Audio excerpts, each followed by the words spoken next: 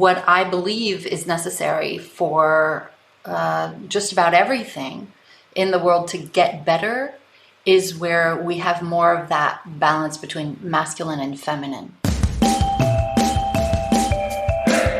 Welcome to Inspiration Rising. My name is David Trotter, and I'm a business growth consultant. I'm passionate about helping business owners, just like you, rise above your biggest barriers to reach your greatest goals, all without the paralyzing overwhelm, feeling all alone, or wondering what the heck to do next. I'm a former pastor and a serial entrepreneur who's passionate about personal growth because that's what's helped me cultivate peace in my life and empowered me to love my amazing wife, Laura, of 26 years, and our 2 almost grown kids. So if you're all about business, personal growth, and peace in your life, you're in the right place. I'm super glad that you're here. Hello, friends, and welcome back to Inspiration Rising. Hey, if you're a mom wondering if it's possible to have all the things, not missing a single moment with your kids, building that growing business that you dream of, and not burning out in the process, I'm excited for you to hear from Fabienne Fredrickson today. She believes that when women make their own money, and lots of it, they experience a profound feeling of safety in their life, allowing them to take up more space in their families, their communities, and the world at large. With over 20 years of experience as the founder of boldheart.com, Fabienne has been a mentor to tens of thousands of women business owners, and you are going to absolutely love our conversation. Now, just as a reminder, if you enjoy this episode, don't keep it to yourself. Tell a friend. Come on now. Tell them to listen to the Inspiration Rising podcast on their favorite podcast app. And if you take a moment and leave us a review on the Apple Podcast app, that will actually help us continue to spread the word. We are so passionate about championing the stories of inspiring female leaders. All right, let's jump into my conversation with Fabienne Fredrickson. Fabienne, thanks so much for joining me today. I really appreciate it. Yeah, I appreciate it too, David. Thank you for inviting me. So I want to talk to you, first of all, about female strength. And I know one of the things that you're focused on, obviously, is helping female entrepreneurs and business owners. Why do you think that now, at this time in history, female strength, female leadership is needed kind of now in such a profound way? Okay, to get really direct about this, can I answer what I really feel? Sure, go for it. There has been for quite some time an abundance, perhaps even an overabundance of strong masculine energy in the world. Mm-hmm. And I love everything that is masculine. I love men, but I think it's been a little lopsided. Mm-hmm. And what I believe is necessary for just about everything in the world to get better is where we have more of that balance between masculine and feminine. Mm-hmm. If you look at nature, everything that works is when you have the masculine and the feminine working together.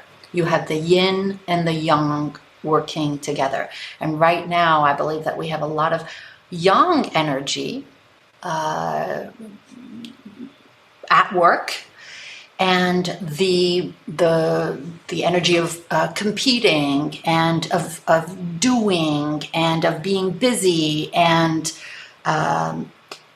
achievement is not balanced yet with collaboration and compassion and love and being energy and creativity. And this is the feminine energy. Everyone's got both.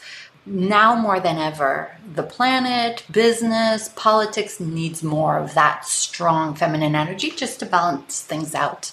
Mm-hmm. What are your thoughts about that? Well, I think what's interesting is it seems like the message that I hear is that there are no differences between men and women. There's a strong, I guess culturally, at least here in the United States, there's no difference between men and women. And we all are equal, obviously equal in value. But I think that then there's just no, anything a man could do, a woman can do better, which might be the case, but that's a song. So what you're pointing out though, is that there are uniquenesses. I'm hearing that that's what you're bringing to the table, is that there are uniquenesses. in women more so, that feminine energy, and that we need that.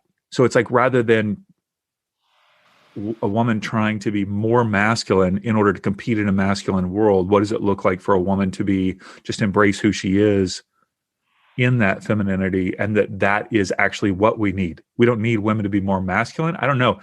Is that what you're saying? Yeah, I'd really like to go deeper into this and talk about polarity. Again, let's talk about nature. What would happen to our planet if we were constantly in the sun, constantly in light?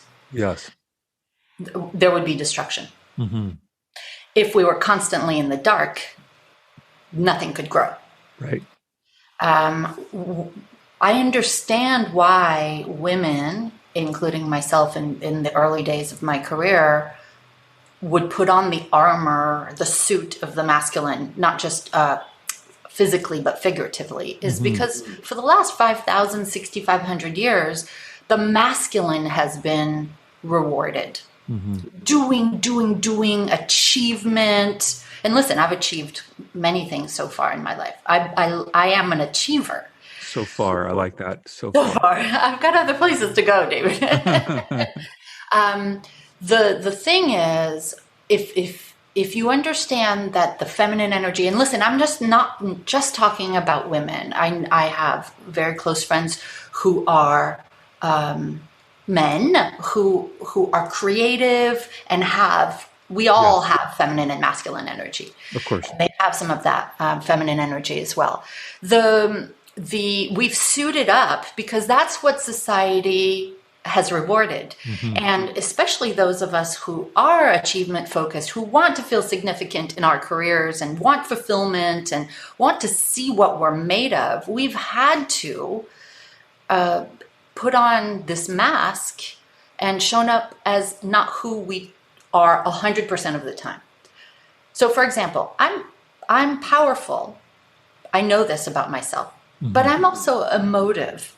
And I choose the word emotive and not emotional because, of course, why do you have to be so emotional has been used as an insult. Right. So I really believe that when each of us can figure out, men too, because I believe that men have been oppressed just as much. Absolutely. To not show their feelings, to not be creative, to do, and armor up as well, because the masculine has been rewarded almost singularly. When we can all embrace more and celebrate more of the feminine and I don't mean girly, I mean time to rest and be creative and meditative and just collaborate and love and have compassion and empathy. When we do both, David, I believe that we can be successful, fulfilled, rested. How many of us in business, in life, are the mompreneurs? I am one. I know it. We start at like 6:30 in the morning and breakfast and get dressed and make lunch and get the kids out the door, go straight to work. And then the minute they come home, dinner, bath, homework, you know the drill, right? And where is the downtime until we wear ourselves out? And we've got especially a bunch of women, although I will say men too, depleted, walking around like zombies, unfulfilled, wondering, is this all there is to life? This episode is brought to you by Rise Up Creatives.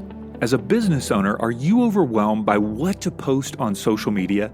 Rise Up Creatives helps you create beautiful, engaging social media in just 5 minutes a day. Every month, we provide you with 31 customizable captions and accompanying lifestyle images, plus hundreds of social media templates in our drag and drop graphic design studio. For only $25 a month, you'll start standing out to your ideal client, increasing engagement, and saving loads of time in the process. Sign up today at riseupcreatives.com. That's riseupcreatives.com. I do. I really resonate with what you're saying in that, like, okay, yeah, Dave, you're saying be, allow that my femininity to be what, kind of leads the way in my life or business. But that's near impossible if I'm surrounded by a more masculine environment, especially if I don't own my own business and I can't set the tone or culture of my workplace. If I'm in a workplace culture that's dominated by that masculine energy, I do have to armor up, as you say, because it's like otherwise I'm going to get just eaten up all day. So I definitely hear what you're saying, and it sounds like um, I'm assuming by women starting their own businesses and setting the cultural environment, then that's what allows our environment in the world to shift. Is that one of the ways that you're proposing? Absolutely. There are many reasons why I believe all women should make their own money, and ideally lots of it. And self-employment being, even if it's a side hustle, even if you love being a stay-at-home mom, just having a little side hustle, whether it's your Arbonne or your, doTERRA or whatever it is, the sense of power, personal power that comes from having your own money is massively important for your confidence. But I'm not sure if either of us are aware of just how many women are in what I would call economic imprisonment. In the sense that when they don't make their own money, they are stuck in a toxic situation, whether it be a job, a home, a marriage, or worse. And they wouldn't even know what to do. And so I know that sounds grim, but for expression, I believe everyone's got a life's purpose and everyone has something to express. And some people express it through their children, but there are other ways to express it. And so when a woman can be self-employed, and when she learns how to make her own money and lots of it, she's got a creative expression. She's got what I call, it's a French expression called a secret garden, meaning you have your thing and you can come home at night and talk about your thing and you talk about your thing. And I believe it helps a marriage or a union. I believe there's every great reason in the book for women to be self-employed. Mm-hmm. Yeah, that's beautiful. I think until recently, I would have thought that economic imprisonment was more in perhaps a lower or middle class, marriage or relationship. But I'm seeing it at all levels of economics. I mean, that is, man, I have seen that so profoundly, and especially if the husband doesn't value whatever it is that she wants to spend money on, i.e., self-care type things that might be categorized as self-care, as simple as healthy foods or, supplements or nails or going to something with the girlfriends. It's like, it's not going to happen, And even more bigger situations, bigger decisions. Traditionally, just about everywhere I know in the world, the one who makes the most money makes the final decision about things. Yes. So, for example, I have a friend whose name I will not mention, who lives in one of the most affluent counties in the U.S. And her husband has worked on Wall Street for his whole career. And she also had worked on Wall Street, all the degrees you can imagine. She's been a stay-at-home mom now to teenagers. She wants to start her own business. And he says now, listen, I just want to retire. I want us to travel. I want us to do all these things. So if you're going to do your little thing, can you just keep it little? Because now I want, I've worked all this time. I've brought in the money. I've bought the 3 homes and the country club. Now I want to rest. So and it's a very subtle message, but she deeply wants to open up her own business and make it work. But the pressure is strong. Mm-hmm. And what I've seen is that the man then also wants her to be at his beck and call, not to do things for him necessarily, but to be with him. Yes. Like, you know what I mean? Like, I want you to be with me whenever I want you to be with me. And I don't want you to have this computer open. I don't want you to be thinking about some other things. I just want to, and, uh, just No, listen. I love men. painful. I love the masculine, but it's really interesting. Now, men have pressure too. Men have the pressure to be masculine, to produce at all cost, work 70-hour weeks. There is an equal but opposite pressure on the masculine by the masculine. We could talk about this for a long time, but Yeah. I am inviting all of us to see what it would look like to have a little bit more of that yin feminine energy, where the answer to how are you isn't, oh, I'm so busy. And that's a badge of honor, right? Where we can take time off and not have to produce while we're taking time off. The laptop at the beach, mommy will be right there after just one more email. That's not a vacation. Sure. I'm inviting mompreneurs to make their own money, but to shut it off. Not to go back to the computer after the kids are in bed. Not to, put the kids in the bath, shallow water, to then go sneak off to do those couple of emails during the weekend. It's. I don't know if this is helpful in any way. How is that possible though? Like, how is it possible if as a woman, I want to start my own business, or I am running my own business? Statistically, I have more responsibilities in the home than my partner, and I want to do both. I don't want to, like, how is that even possible? You're going, yeah, the kids just went to bed. Of course, this is my only time where I have quiet time to be able to focus and get work done. Yeah, and that may be a reality for a lot of people. I'm not denying that. There is a point at which, when you choose to gain your time back, and this is one person's opinion, and it's totally cool. Some people disagree. I'm open to different ways. The way that I did it was, most of my kids are teenagers now, is that I carved out time when I could. I got a mother's helper, just to come for an hour or two in the afternoon. And then after a while, I was able to afford an au pair. And it really was just about creating boundaries, systems, and getting help whenever I could. Trading time with another mom. Say, if you can take my baby, my kid for 2 hours, I'll take your kid for 2 hours tomorrow. There's lots of ways to do this where you can find time. And listen, maybe in the beginning you do work on evenings and weekends, but there's a point at which, how is that sustainable for the rest of your life if you're burning on fumes? Yeah. So if I do feel, I heard you, let's see, if I do feel like I'm working kind of on fumes, you said boundaries, you said systems, and then you said help. So maybe we could take a minute to talk about those three things.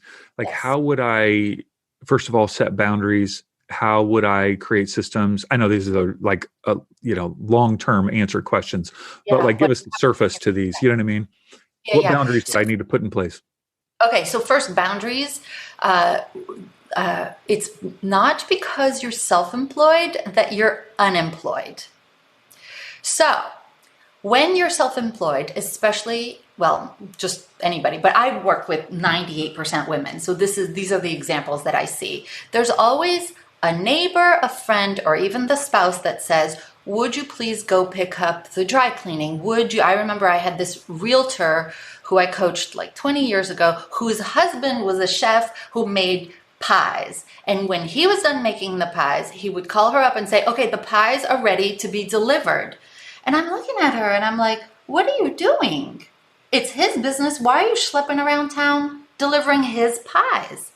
Well, because I'm not in a corporate office. And one of the things that we did right away is to set boundaries. Mom calls me 4 times a day.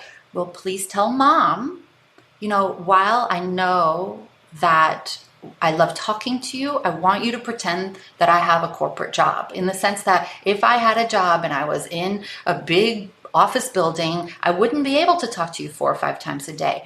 And I know that of all the people in the world who want me to be successful, it's you. So I would like to lovingly ask you, mom, best friend, husband, whoever, would you be willing to wait until 6 o'clock when I'm driving home, or, on the weekends for us to talk? Can I call you from the parking lot or as if I was in the parking lot at lunchtime?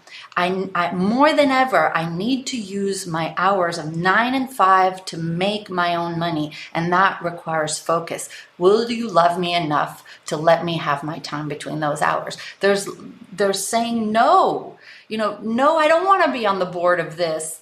No, I don't want to, it's about setting boundaries with the people who want to hijack your time, because they want, because you want to be a people pleaser. A lot of times it comes down to, feeling like if I give my time away to others, they will like me more. Mm-hmm. Church, synagogue, PTA, all other that. organizations, the baseball team, the gymnastics thing, the dance team, all of those.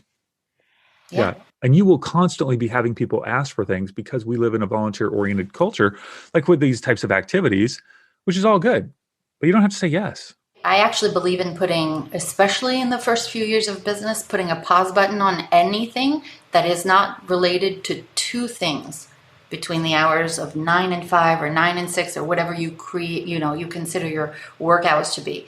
If it's not being with clients or people who have paid you, then it's working on marketing activities so people will pay you. And those are really only about, especially in the first few years in business, for only 2 things I believe you should be working on during those prime hours. Even billing and things like that, move it to another time. At least give yourself 4 to 5 hours a day to market and then be with clients.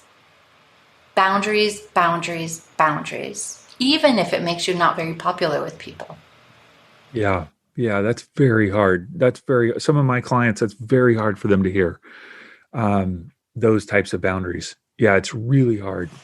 They need me. They want me. I've got to do this. I need more time, Yeah. And what happens, Dave, is then they do all this stuff for other people during the day.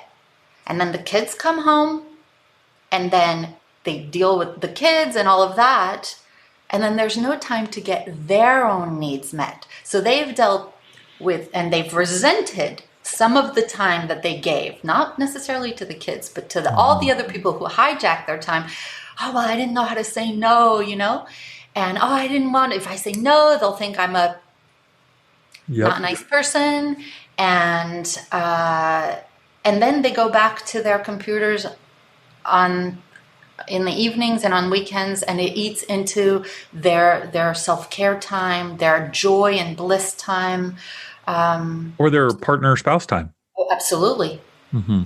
Marriages crumble because the spouse says, what about me? And then the spouse resents the business. We're talking about all the bad things, but this is real. Sure. This is real. So that's just boundaries. Okay, let's talk about systems. Yeah, systems is where anything that's done more than once in your business or in your home per year needs a system around it. So a system in a business could be reduce, reuse, recycle marketing. You do like a podcast, right? You use that for video, you use that for audio, you get a transcript, you create articles from that, you take little memes and put them on social media. It's just you create a system so you're not generating as many things. Systems could be to have an operations manual so that once you set it up, you can have other people run it for you down the line. There's so many things that you can do to not be the one to generate everything all the time, which means you work less, but you have bigger leverage. Mm-hmm. And systems at home could be you go shopping at, once a week, and you bag up all your food for a meal in a freezer bag, and that'll be Monday. labeled Monday and Tuesday and all that. In the morning, take it out. You put it either in the slow cooker or let it thaw in the... I'm making stuff up, Dave, but this is real. Like when you have systems for laundry, systems for kids' lunches, systems even for kids' birthday presents. Like I used to buy one gift in bulk. So when Oliver, let's say, was 5, he was mostly invited to 5-year-old boy birthday parties.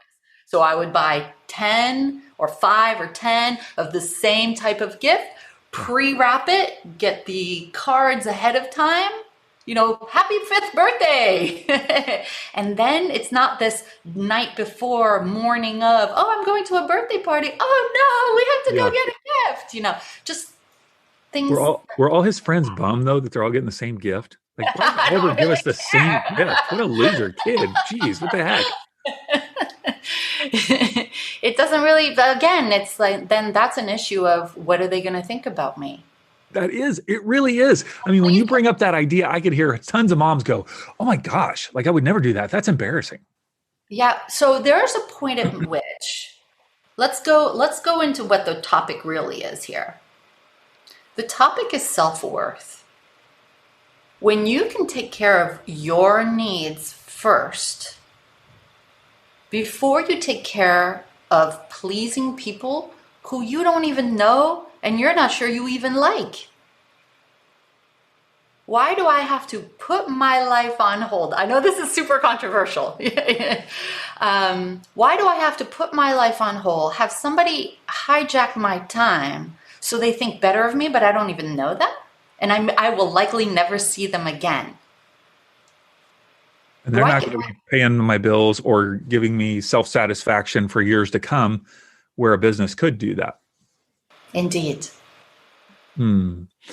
Okay, so that's boundaries, systems. Now, systems, I have people, because I love systems, and I have people tell me all the time, well, I'm just not that kind of person. I just don't want to be restricted by a particular way to do that.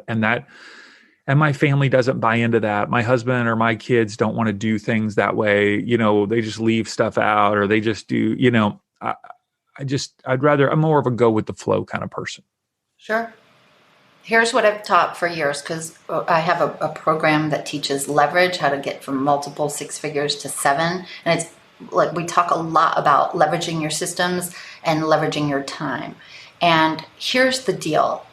You can keep your time for yourself, or you can squander it for everybody else. And when I introduce the idea of systems, the majority of us who are self-employed are rebels. We are people who, just want to do things our way. That's why we became self-employed in the first place.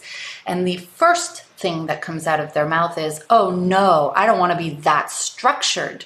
I would feel like too imprisoned. And my answer back is, well, it sounds like you're pretty imprisoned in your life right now.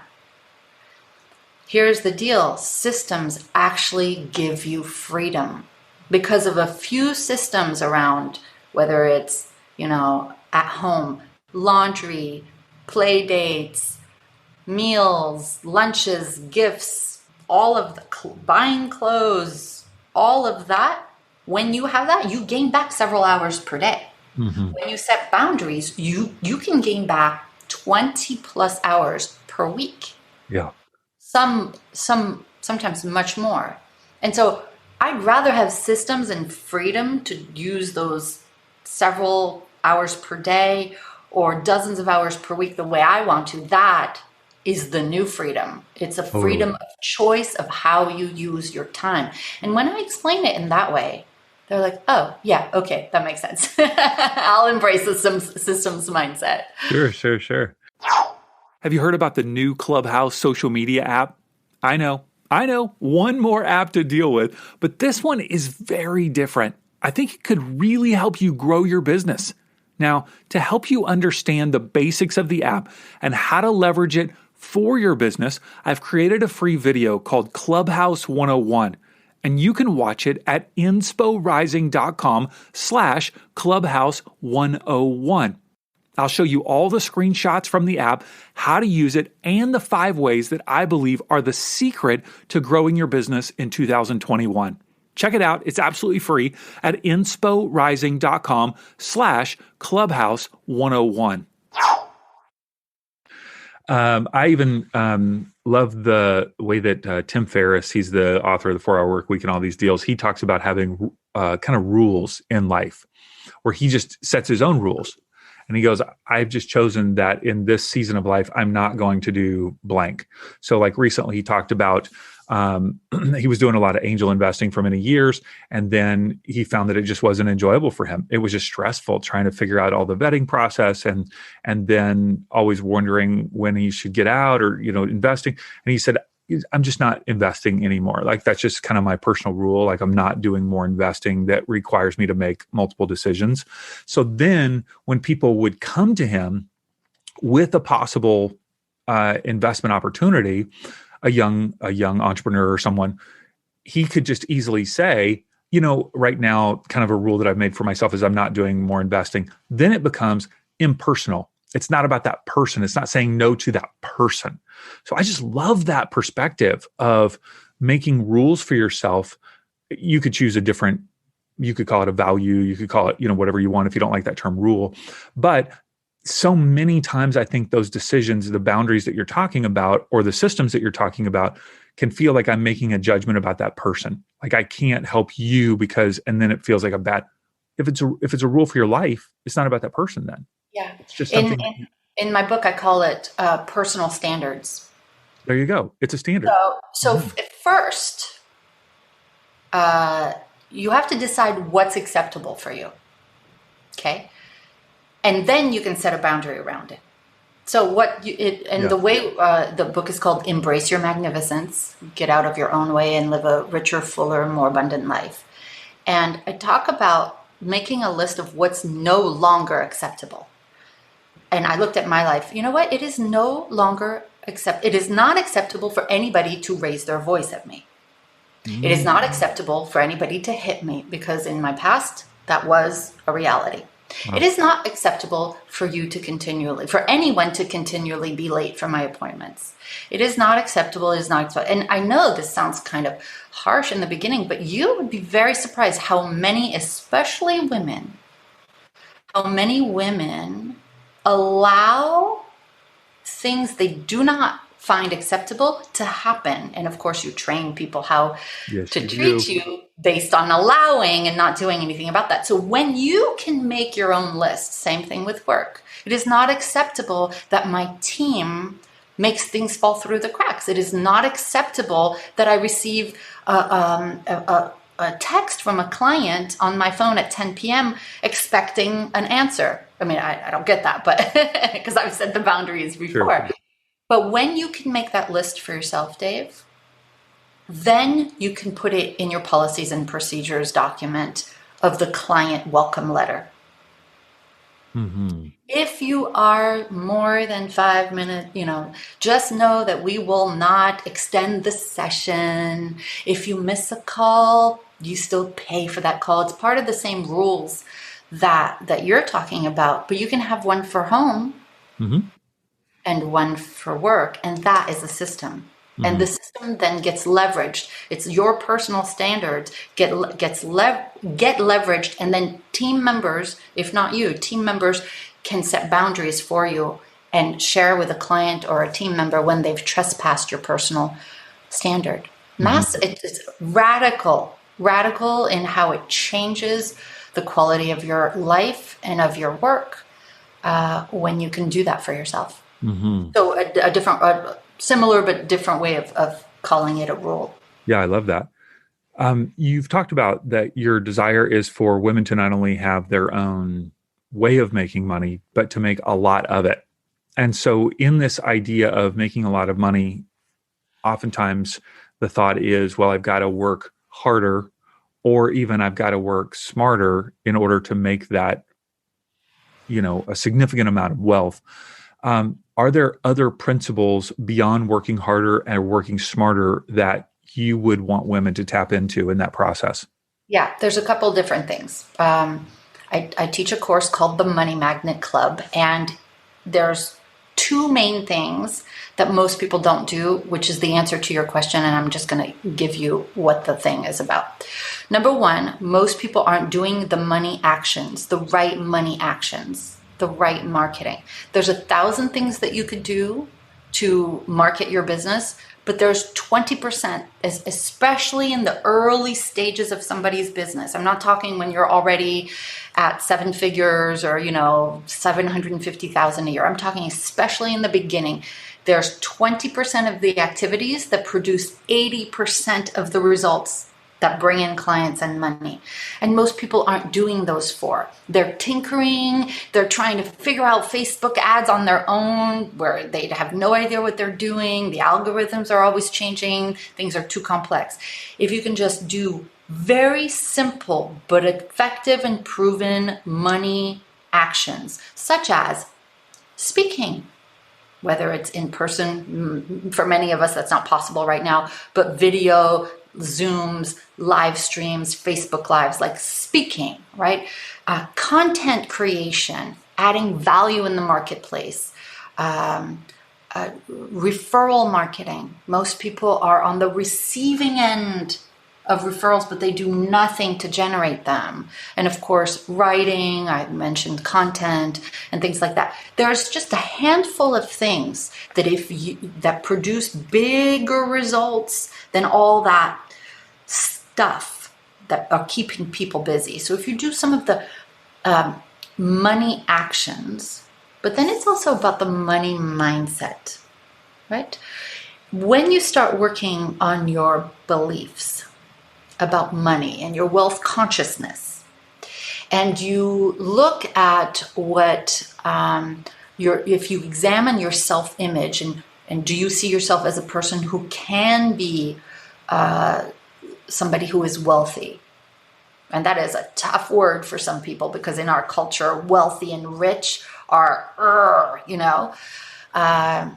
when you can look at all the beliefs and the self-image that you have, and you can start shifting that. The money mindset and wealth consciousness is also understanding how the world actually works through the universal laws, the universal principles, affirmations, law of attraction, metaphysics. When you learn all of that stuff and you make you fertile soil for money coming in, it does. So it's a combination of money actions and money mindset.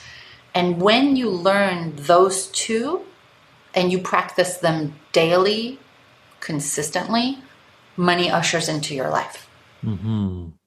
Good stuff. Good stuff. All of these things you teach people through your Bold Heart programs. Tell us a little bit about Bold Heart and what you offer and how you can help people.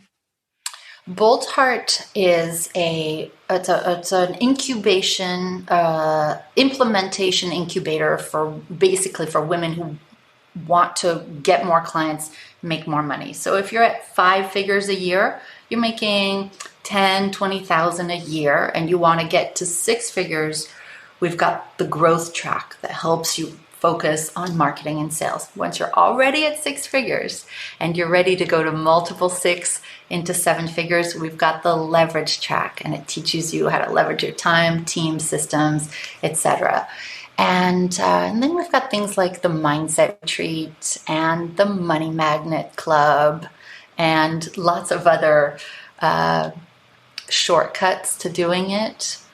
And all of that is on boldheart.com. Or you can follow me, at Fabienne on most of the social networks. I love that name, boldheart.com. Such a great URL. The business clarity assessment, I know you're offering that at boldheart.com. Tell us what that is, how that would benefit someone if they want to go and take that.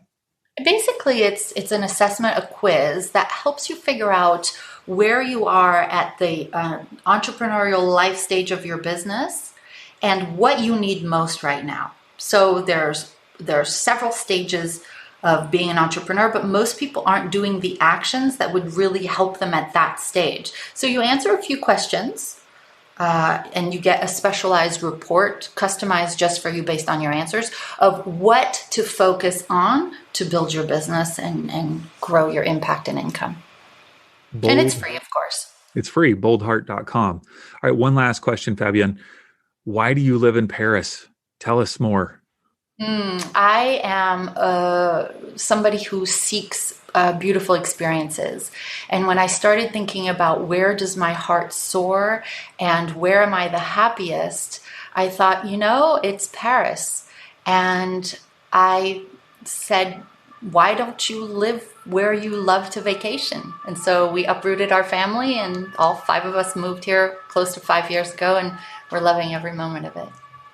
And I hear the siren in the background. It sounds like a very dangerous place. Sirens. I can't make that up. That's so fun. Well, thank you, Fabienne, so much for being with me. I'm impressed by you and what you do, and I encourage people to go check out boldheart.com. Thank you. And Dave, you're an amazing interviewer. Thank you for including me. Hey, congrats on listening to another episode of Inspiration Rising. Why congrats? Because you're pouring education and inspiration into your mind and heart. And that's something we all need if we're going to grow our businesses and reach our goals in life. Now, if you enjoy Inspiration Rising, do us a favor, share it with a friend. Take a screenshot of your favorite episode and text it to them. Tell them to search for Inspiration Rising on their favorite podcast app and click subscribe. And if you haven't already, be sure to sign up for Inspo Text. That's our daily inspirational text messages. Just text me right now at 949-401-6090. That's 949-401-6090. Just say, hey, Dave, what's up? You'll get an automated reply with a link where you can add yourself as a contact. And of course, you can always unsubscribe. I want you to know today that you're inspired, empowered, and loved. Not because of the way you feel or what anyone else says about you, but because that's your true identity.